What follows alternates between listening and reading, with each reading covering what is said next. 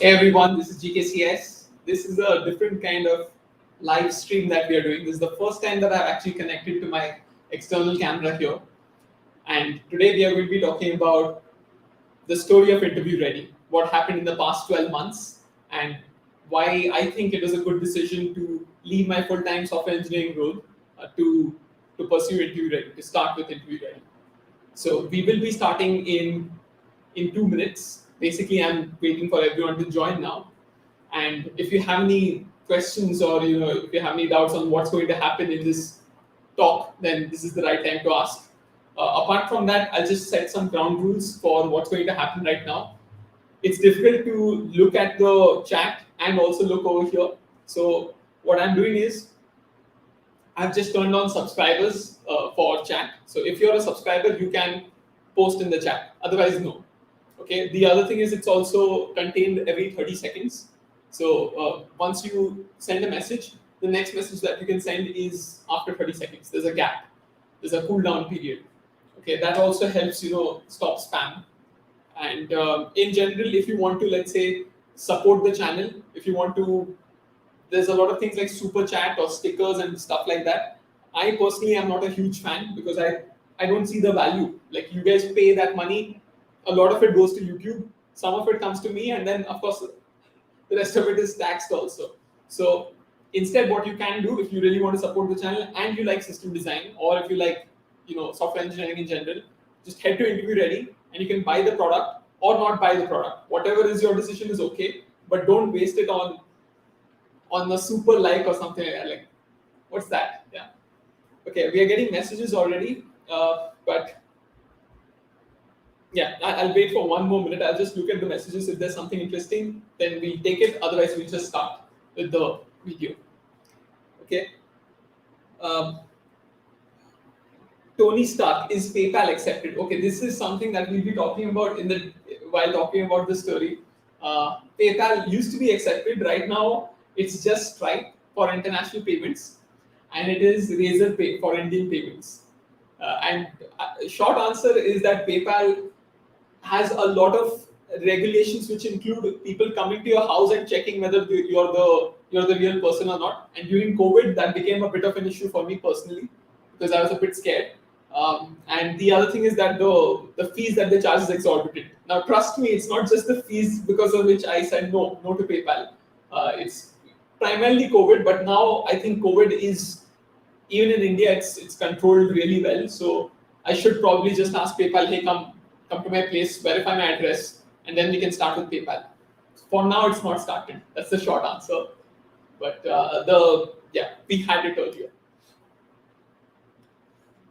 Okay. Krunal Gupta, can I get the course for free? No. Okay. PBX Abu TV, good work, Gaurav. Thank you. Okay, so we'll just start now. Okay. I'm a little nervous. A little bit of water here. But what's to be nervous about? It's just a story. It's a true story, right? Okay. Firstly, InterviewReady started in June last year, 2020, at the height of the pandemic. But what happened is I checked out quite a few things to do. Like, what do people need when they're preparing for their interviews? They need some real world examples of system design. So I picked up a few systems. There was Gmail. There was something for calling apps, and then two other things were there, which was if you're trying to design a audio search engine like Shazam, or if you're trying to do some sort of rate limiting. These were the 4 chapters then. Subsequently, 4 more chapters have been added. So 3 on low-level design have been added. One is you want to design a payment tracking app like Splitwise, and the latest one which has been added is one on machine learning. So if you want to do, let's say, you want to construct data pipelines, how do you do that? Okay, so this is just content. This is what you need to build. Okay, 1 year ago, this is what you need to build. How do you go to your users and sell this product? Okay, you have to provide a platform in which they can go and buy. So you can either build this platform by yourself, create the UI and everything, or you can go to a third party, okay, which does this for you, or you can go to another third party which actually has a product ready. These are the 3 options. 99% this is the option. So I could build the product, but that would require me a few months. It would be potentially delaying the release of the product, because if you're working in the UI and the backend, then who's working on the content, right? If it's a single person, then it's difficult. So I could go and pay another person to build this website, but that's not what I chose. Initially, I wanted to test whether this hypothesis is even making sense. Do people really want to buy the product? So small investment. Let's check out the returns. I had two options. One was Teachable. Okay, these guys provide a platform in which you can host videos. So that's the first requirement that we had. We wanted to host videos. We wanted to have some sort of discussion forums. Right? You also wanted to have some sort of downloadable files. Maybe you want to give them the code. So there's zip files that you can download. You want to give them architecture diagrams, PNG files. So downloadable files. As usual, you want some sort of analytics, like how much are people actually using your system. If they go and buy the course and they never use it, it's not going to help, because word of mouth is only when you actually are impacted by the system. So if they buy your product and they love it, then they'll go and tell other people. Otherwise, if they don't love it, if they don't use it, then they'll not love it. And if they don't love it, then no one will ever get to know. So you want analytics to figure out where are people dropping off, or how you can do things better. Okay, that's a general idea. And then number 5, which was quite interesting, was quiz.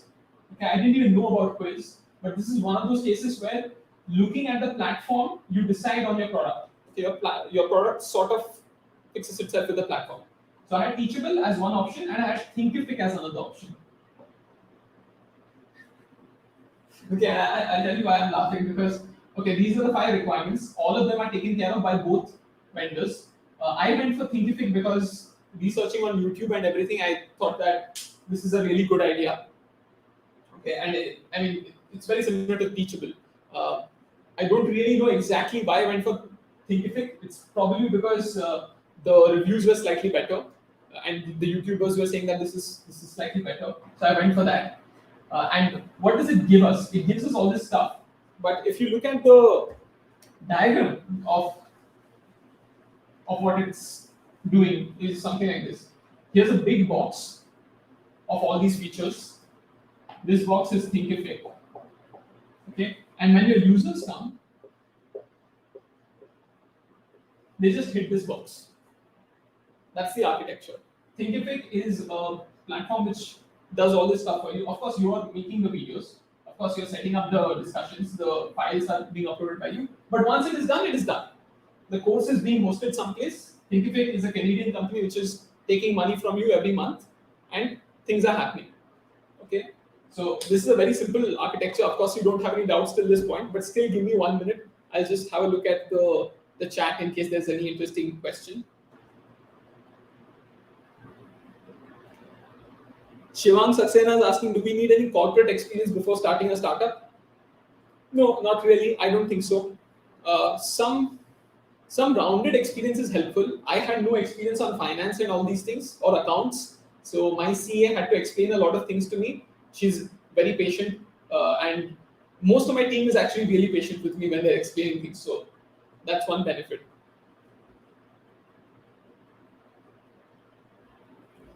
Okay.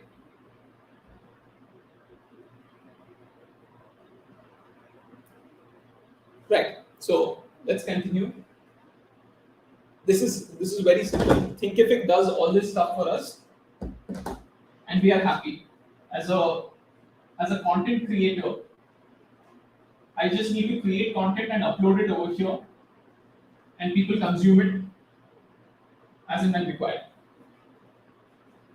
There are some problems, like serious problems, with this platform, Thinkific, in my opinion. Firstly, it doesn't accept multiple currencies. So a large part of my audience is in the US. Even if there are Indians who are in the US, they'll be paying in dollars.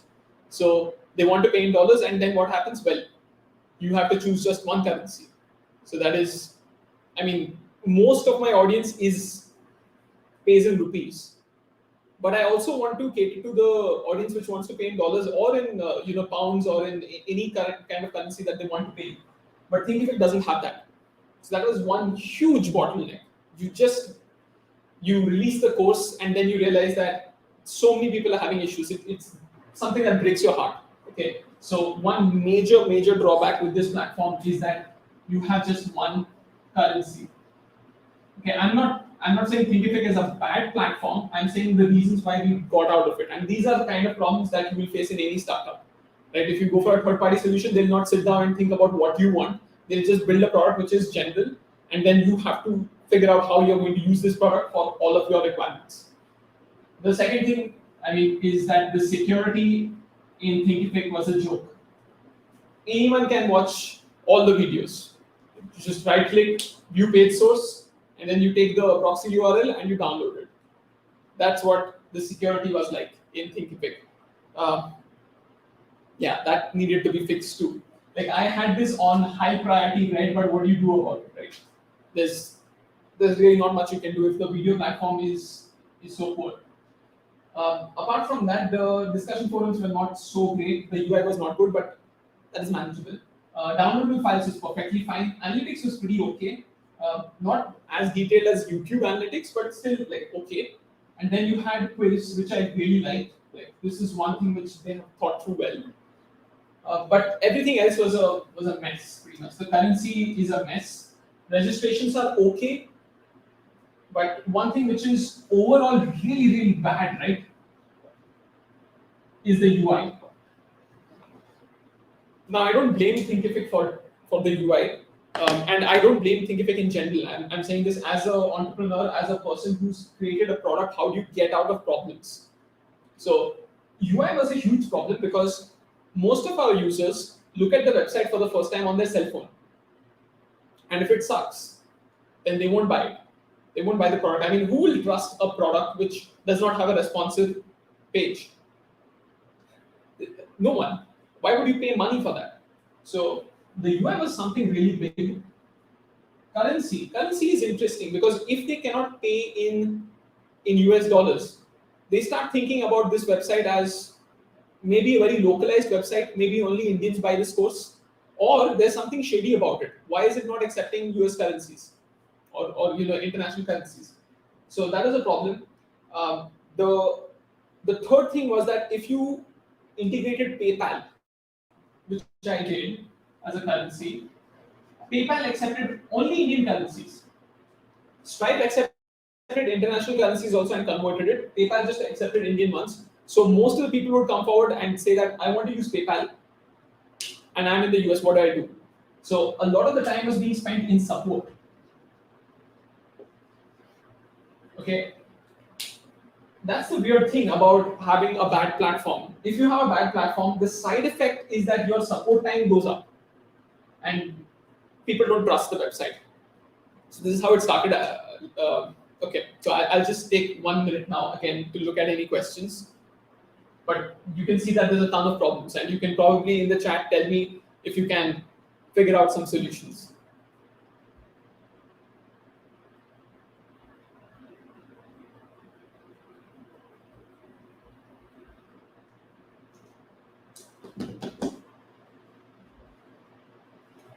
Sai Prashant is asking, do you have more NRI customers compared to Indian customers? Here's the strange thing. I have about 60% of my YouTube audience, like 60% of you who are currently watching are probably from India. And there is 40% international audience. But about 25% is from the US. And I suspect that 60% of that 25%, which is basically in total 15% of the viewing audience is Indian. There might be various reasons. Maybe Indians are really, interested in IT, but that would be a very flattering thing. More likely what's happening is my accent is Indian. So people who are from India are a little more comfortable. Okay, I can totally understand why it would be something like 70 to 75% of the audience which is watching this as Indian, and the rest of the 25% is an international audience. I'm happy to have both kinds of audience. It's not like I think about this audience is more important than that one. I don't consider purchasing power also geographically. It's not like I give a discount to people from different countries and overcharge my US audience or something. But short answer would be yes. There are people who watch this channel and who are non-Indians. Like they don't stay in India and they are not from Indian origin also.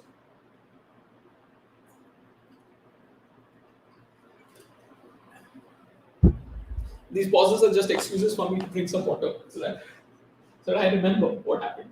Okay, so the first thing we needed to do was to get the UI fixed. And it took me a long time to accept this, because what's happening now is that I'm trying to fix the UI by myself. As an engineer, I know that little bit of HTML and I'm trying to fix things a little bit. So Thinkific assumes that you're going to probably build the UI by yourself. Okay, but that's not easy. So it's not something that you can just go and create a nice responsive web page in one day.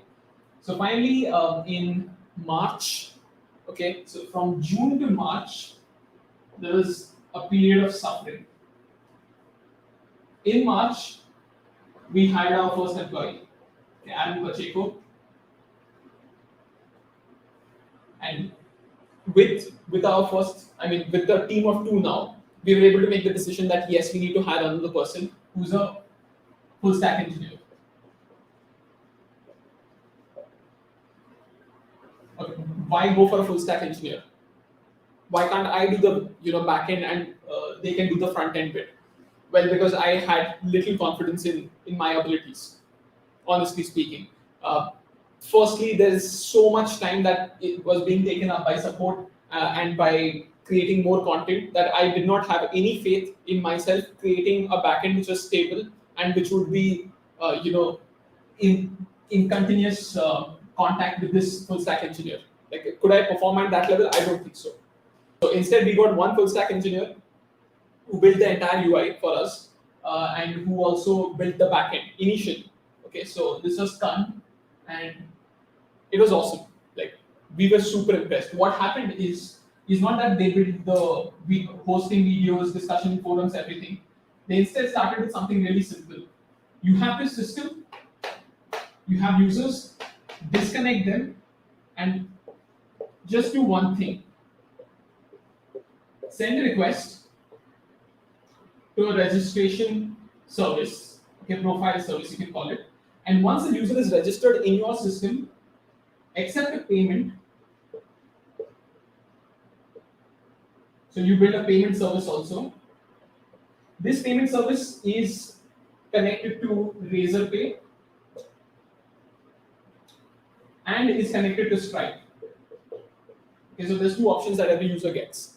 So the payment service can direct you here or here, depending on if it's a Indian payment, that's Razorpay. International payment is Stripe. And once the payment is successful, the registration service actually stores that in the database. And once things are done, once you have been enrolled in the course, we tell Thinkific using APIs that hey, this new user has to be enrolled in the course. Okay, so Thinkific provides us some basic APIs to add users, to enroll them in a course and stuff like that.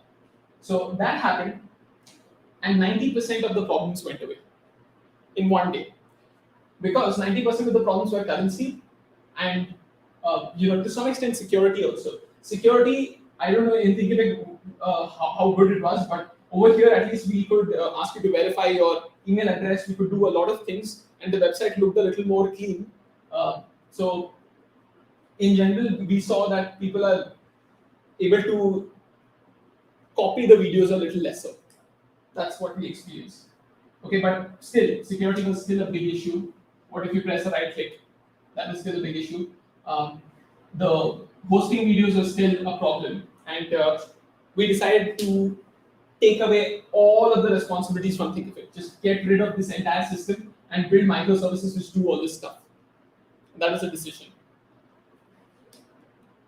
In the meantime, Thinkific, the platform, I'm sorry, it seems like a total bash on them, but these are all honest experiences that I went through as a consumer of Thinkific. Like, you are consumers of InterviewReady. I am a consumer of a third-party platform. Like if it happens with PayPal and me, then I'm going to be very upset, right? I'm a small business. I'm expecting that things, I'm hoping that things go well. And if things are not in your hand, out of your control, you feel really helpless. So I get this email which says that on the, I think the middle of June somewhere, probably 8th of June, we are going to go off for 3 hours on a Sunday, right? Afternoon time. And God, I can't explain it. Like basically, you're going to be down for 3 hours. Interview preparation is done during weekends, and you're going to go out at the peak time of study time. So people are just going to lose faith in InterviewReady. That's the idea in my head. And we were going to move away from this platform, but looking at that, I said that is the deadline. That is what we are going to do. We are going to get out of Thinkific right now. We are going to get rid of all this stuff and build it ourselves. We are going to host the videos. The vendor that we chose is Vimeo. Okay, now all of our videos are posted on Vimeo, which takes care of security. You can't just right click and download. The currency issue was already taken care of. Discussion forums is something that we built separately by ourselves. This is from a stealth developer who doesn't want to be named. You also have downloadable files. These are all in S3. These are basically blobs. They're hooked up with CloudFront as a CDN. And you have analytics. Analytics is being provided by Vimeo for video analytics. You also want some sort of sales analytics. We are still improving on this. It's not so great, but it's manageable. I know SQL, so I go on the database and I fire SQL queries. Okay, it's not perfect, like I said, but it's manageable. You also have quizzes. Quizzes are actually pretty good. We kept the same quality of quizzes from the platform of Thinkific, and we have rebuilt it again. Our style is a little different because it's a little more system designy, I would say, a little more techy. So what happened is that you have now 5 different sections, 5 different features, which have been broken into different services and are now being given to users. Of course, apart from this, there's more features also that have been added because now we have total control of the platform. Once you get rid of a third party, these APIs no longer become complex. You can change the API also because the registration service is now part of all of these services. And some of you might be thinking, hey, how is this payment thing happening? The payment service, how does it know? When you get acknowledgement back from Stripe or Razorpay, you can also apply something like webhooks. So once the payment is done, they can give you a notification. And in case things go bad, like for example, if there is a payment accepted, but the user is not enrolled, so we fire alerts. So we have alerts and monitoring system also, which sends us a notification on Slack and which sends us a notification. Right now it's on email, but we can also make it a phone thing. I mean, the Slack channel is very closely monitored. So this has happened, I think, thrice that the person made a payment and they're not enrolled in the course. And we go like, oh my God. And we just, make sure that we go on the admin dashboard. There's a dashboard which can enroll users. And then we get them enrolled on the course. So that's the full secretive architecture and everything of InterviewReady at the moment. What are we doing now? So let's get to that in a minute. Let me again check the questions. Oh, Codedam! Wow, awesome. That's really awesome. Thank you so much, Codedam, for that. Codedam has just sent us a 200 rupee donation. Like I said, guys, if you are feeling like promoting the channel, or if you're feeling like, you can of course share it on social media always, but if you're feeling like supporting the channel, and if you like system design, then you can always go to InterviewReady and just buy the product, because all of this stuff actually requires people to be employed. So this is one engineer who was hired initially, and then we became a team of size 2. So 2 full stack engineers. Yeah, and of course they take money, so which they should. I mean, they have created an awesome product. We are never going to have a free internship. Do it for the exposure. Okay, I'm a total capitalist that way. I'm not going to tolerate nonsense like that, like underpaying people unnecessarily. Of course, what is underpayment or overpayment is subjective. but it's not going to be free ever. Okay, so if you're working at InterviewReady, you're going to be working for a good cause and also for payment. I'm putting out all my political opinions today. So this is the idea. We have this. How do you improve the product? There's tons of things to improve always, right? In a system design interview, you feel like, how do I improve this? This is so difficult because you're thinking in scale, and all you need to do is just draw a box. When you're actually making a startup, when you're actually building these systems, there's tons of things to improve. Even at the low level, you can go and change the code. So the first thing that we went for, is affiliates. Okay, at InterviewReady, we have an affiliate program now, and I'm really happy to say that there's some awesome affiliates we have. We have Kirti Puswani, we have Yogita Sharma, and we also have some more affiliates coming on our way.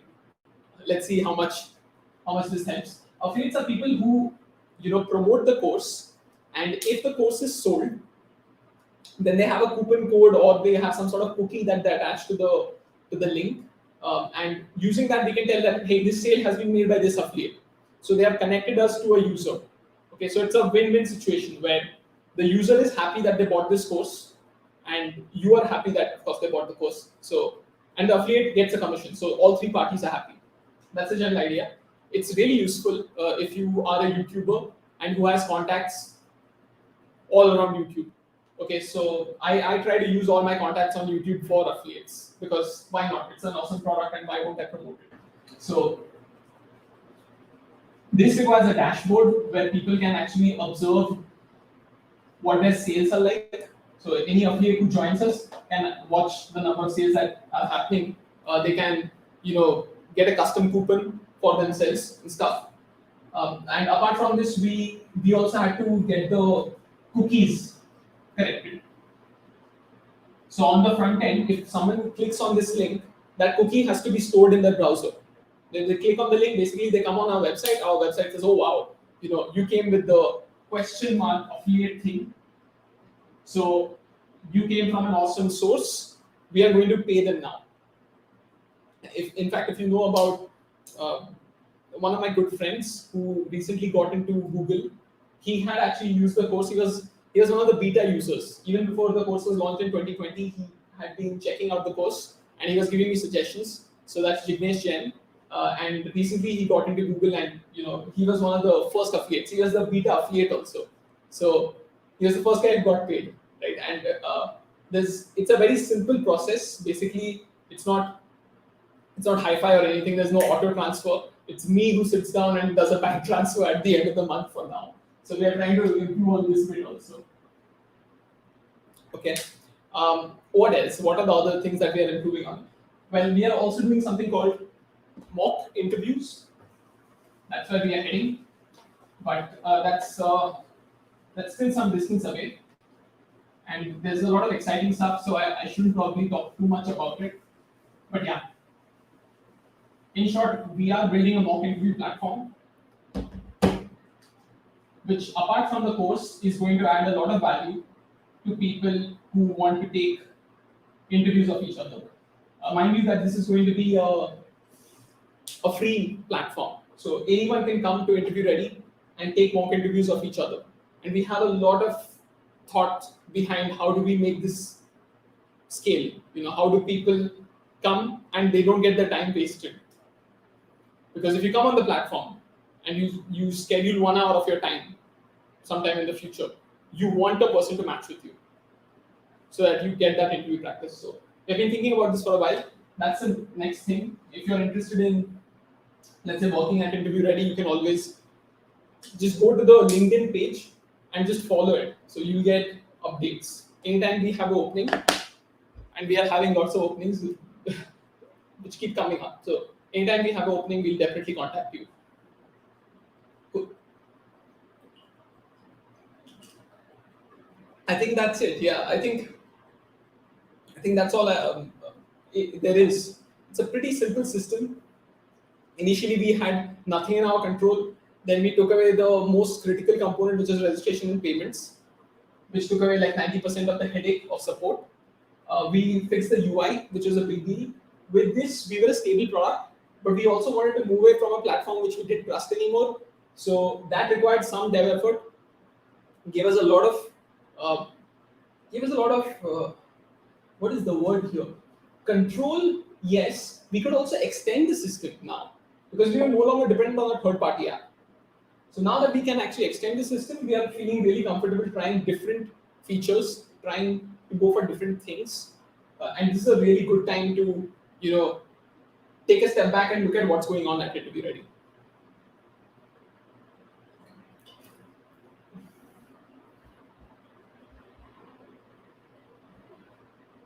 Okay, guys, I'll take questions for the next 5 minutes. And I'll also try to check if there are any questions that you want me to answer before. Oh, there's PK. PK, I don't know. Are you Karthik Arora? Because PK is also on our Discord server. I think it was Karthik Arora. Yeah. And we have a collaboration video coming up with Karthik.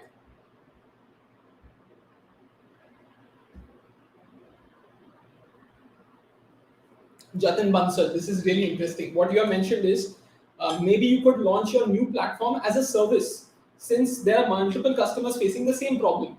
Absolutely, totally agree with you. I'm not dumb enough to say that our platform is as good as Thinkific or Teachable, because Thinkific and Teachable actually give you a lot more. Honestly speaking, they give you a lot more as a third party, but as a custom requirement, they give us very little.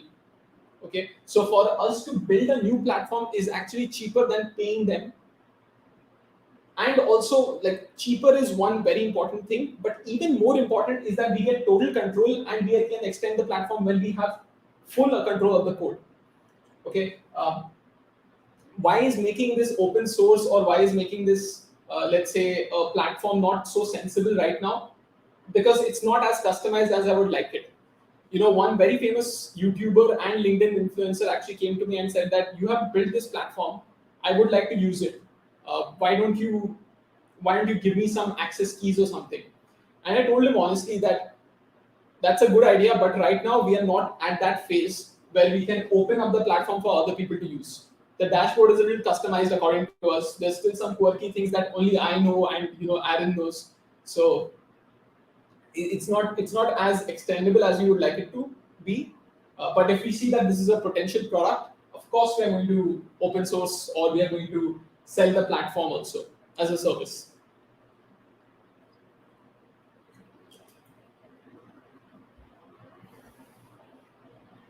Sai Prashant is saying, do you really need separate microservices, or could this have been done with a monolith?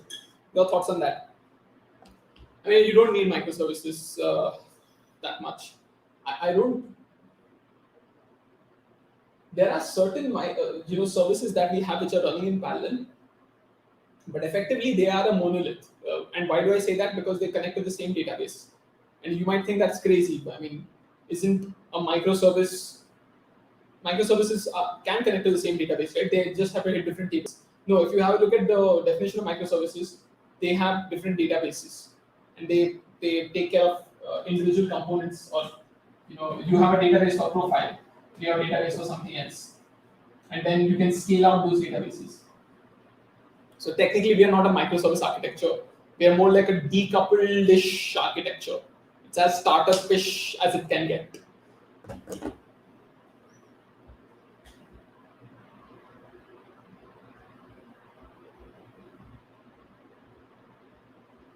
Umang is asking, how practical is knowing system design versus really implementing those versus using solutions already out there in the market?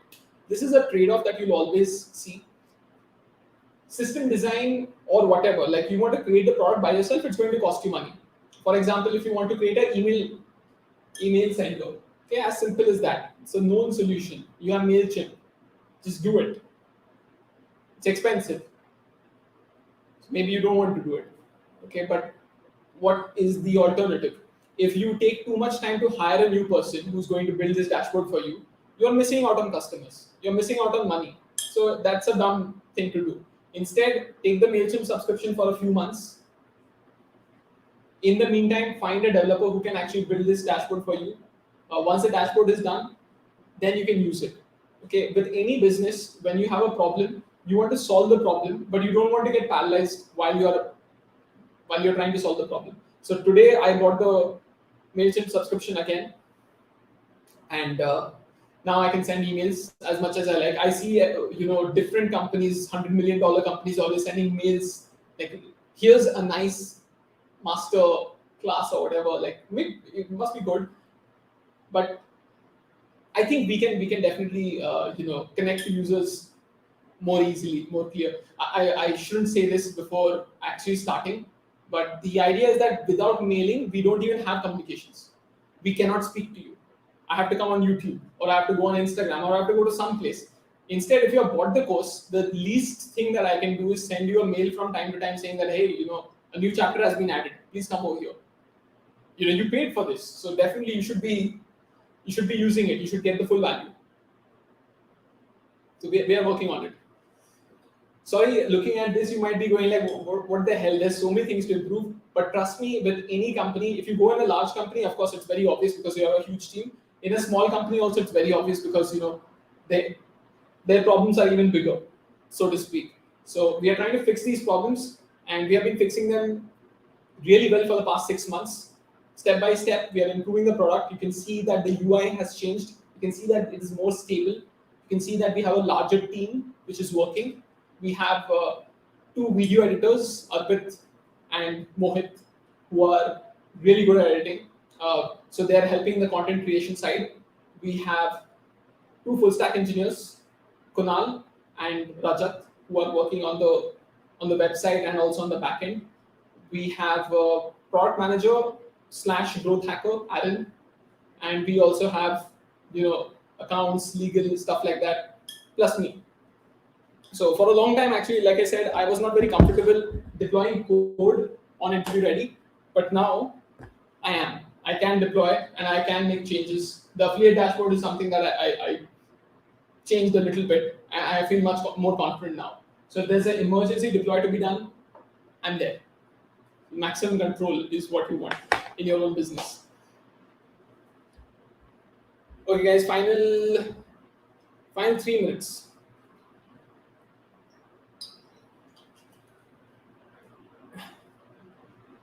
Kevin Santa Cruz is saying, where did you learn all these topics?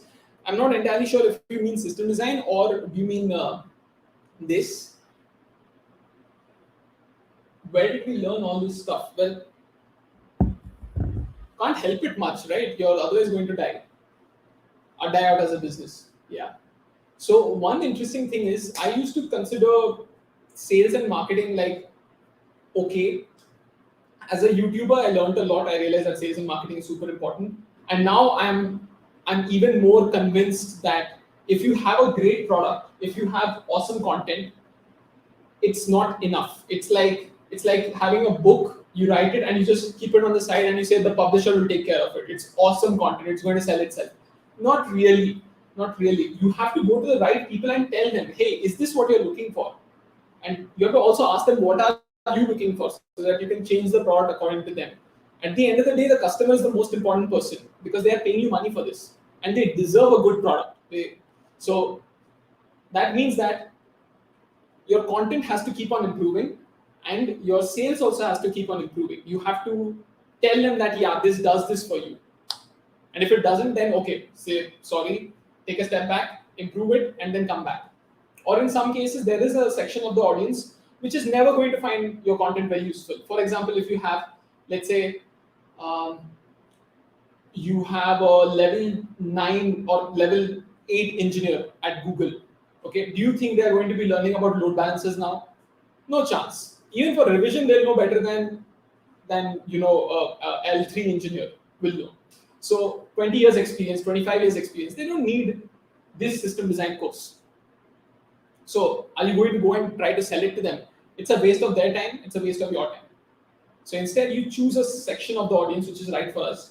So for us, it is L3 to L5, which is software engineer to senior software engineer. They are the right audience who's going to benefit from this course. At L6 or L7, you can be like, okay, this is a refresher. This is something that will freshen up your basics. If you haven't seen much breadth in system design questions, this is a good place to start. But don't push it too hard. At the end of the day, I have seen L7 engineers who have benefited from this, but I have also seen L7 engineers who have said that this is very basic. Okay, so choose your target audience and then go for it. That would be my advice as an entrepreneur. That sounds so odd. As a software engineer, it's like totally normal for me. When I say entrepreneur, I go like, who's that? Cool. Okay. Okay, there's some. Oh wow, Saurabh Kandilwal. Thank you so much for the contribution. Your channel is awesome and inspired me as well to make a channel and quality content on cards and payments. More power to you and sending wishes from the UK. Thank you, Saurabh. It means a lot, and it's been a privilege and it's been wonderful to actually be here and build this product for you guys. It's something that has taught me so much. I could afford to leave my full-time software engineering role at Uber because of the support that you guys have given. Okay, the amount of money that I was earning through YouTube, when it equaled the amount of money from Uber, is when I got the confidence to actually say, okay, let's go forward. I don't have to worry about rent money anymore, or I don't have to worry about this anymore, which is awesome. It's awesome. You can actually try something, and even if you fail, right? Even if you fail, you learn a lot, and you can take those principles and use them later on in your life. So cool, guys. Thank you so much for tuning in. It's been a wonderful experience. This is the first time that I'm actually shooting in front of a camera live. Thank you. And of course, if you like the video, hit the like button. If you have any notifications, if you have any doubts or suggestions, let me know in the comments. I'll be there for the next couple of hours. If you want to try out InterviewReady, feel more than free to try it out. It's been fun to build it. And until next time then, I'll see you. Bye-bye.